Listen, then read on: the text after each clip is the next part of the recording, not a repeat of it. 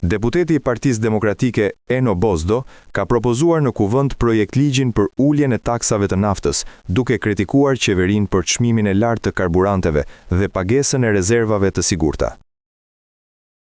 Por çfarë na ofron qeveria shqiptare sot?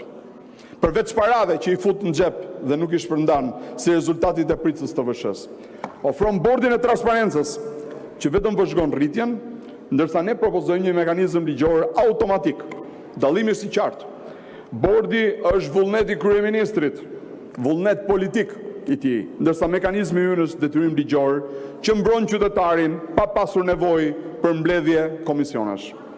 Sepse kur nafta e 13-a më e shtrenjtë në botë, çmimi transferohet tek buka, transferohet te qumshi, te perimet e fermerëve, që prodhojnë me kosto 30% deri në 40% më të larta se fqinjet, dhe kjo në një çmim normal nafte, duke humbur çdo konkurrueshmëri në treg. Do t'i reduktojmë taksat e naftës me qëllim që të ndihmojmë shqiptarët dhe gjithashtu bashkë me taksat e naftës do të miratojmë dhe një mekanizëm i cili jo vetëm menaxhon sipas standardeve më të mira evropiane e rezervën e sigurisë, por siguron mbi të gjitha shpejtësi dhe transparencë në veprimet e saj.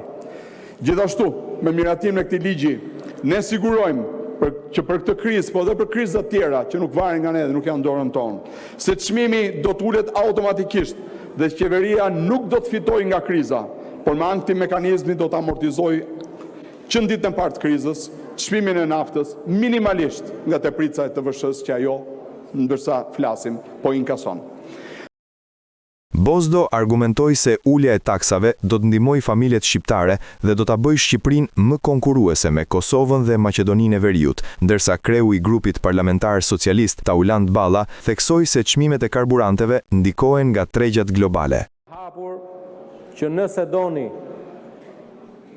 të punojmë së bashku, bujrum, por jo me këtë përsëri, se nuk gjej një fjalë tjetër më të bukur shqipe se gërdufja, pa forcë, pa molotov, pa ekses, pa dhunë, pa gërdufje, bujrum, ti miratoj.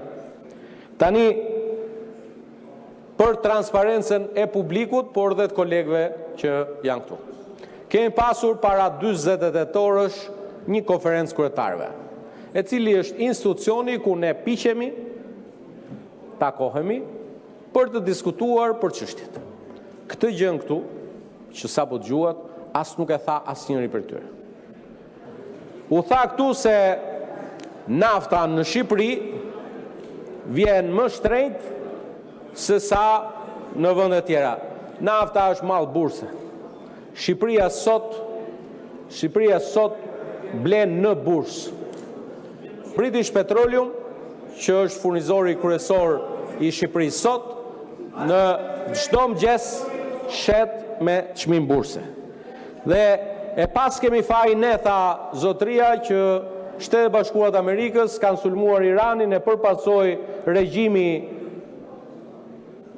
i Iranit ka bllokuar ngushticën e Hormuzit, e përpasoi ka ardhur rritja e çmimit në bursë të naftës. Kërkesa e PD-s për shqyrtim me procedurë të përshpejtuar u rrëzua me 77 vota kundër.